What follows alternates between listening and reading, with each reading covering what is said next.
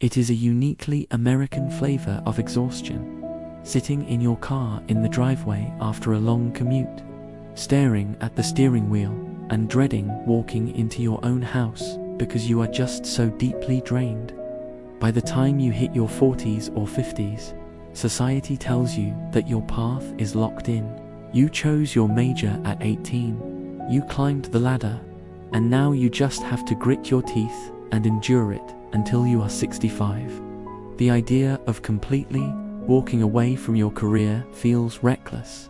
It feels impossible. But staying in a soul-crushing environment because you've been there a long time is the ultimate sunk cost fallacy. Here is a 7-minute story about the gritty, unglamorous, and incredibly liberating reality of the second act career pivot. The story, Escaping the Sunk Cost Fallacy. The Trap. Meet Sarah.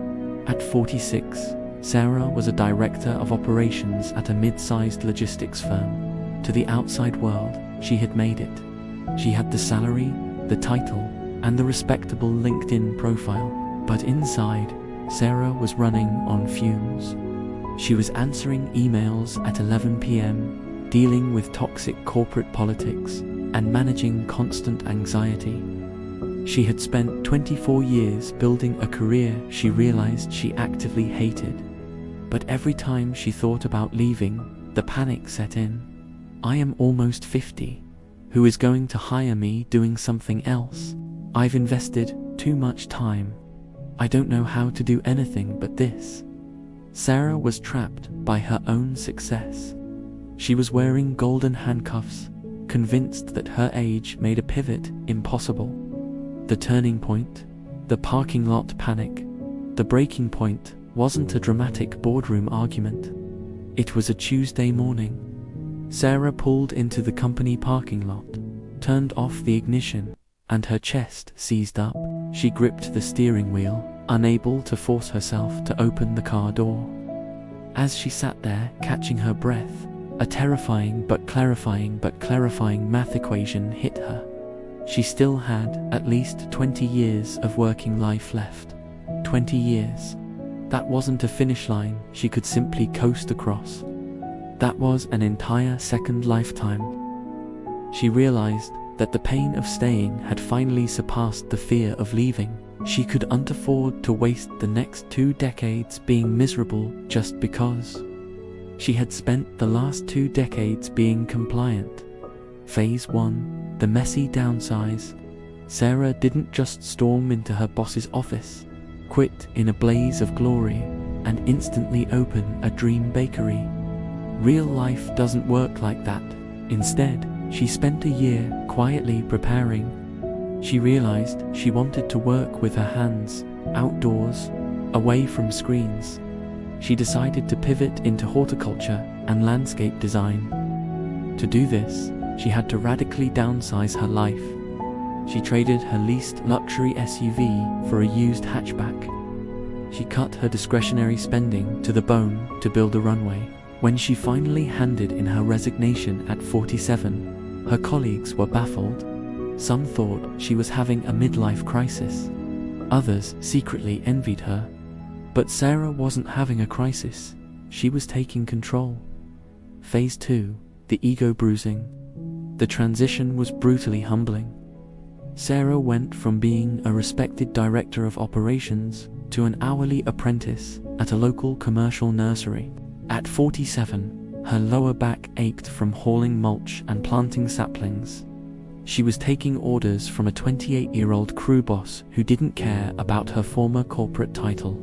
She spent her evenings sitting in community college botany classes surrounded by 19-year-olds who had boundless energy. There were nights Sarah sat in her bathtub with Epsom salts, crying from sheer physical exhaustion, wondering if she had made a catastrophic mistake.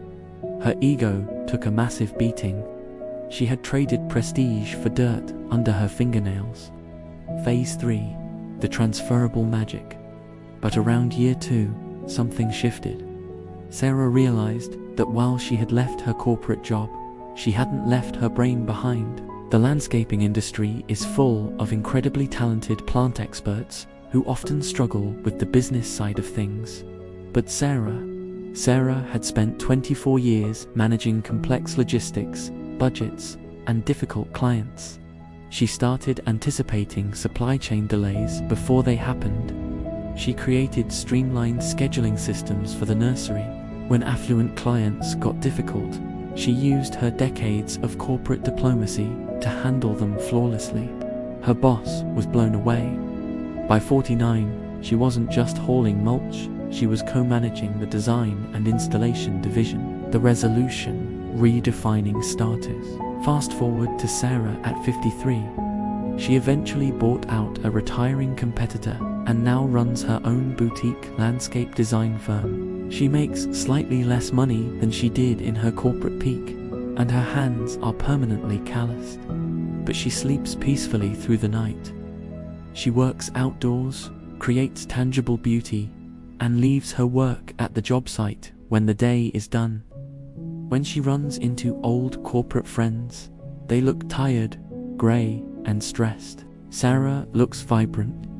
She realized that true status isn't about the title on your email signature. True status is waking up on a Monday morning and not dreading your life. The core takeaways for the reader. The sunk cost fallacy is a lie. It does not matter if you spent 10, 20, or 30 years climbing the wrong mountain. If the view at the top is miserable, you are allowed to climb down and find a new mountain. Your skills are portable, even if your industry isn't. You aren't starting from scratch. Decades of project management, communication, and problem solving give you a massive competitive advantage in trades or new industries that younger workers simply do not have. Expect the ego hit.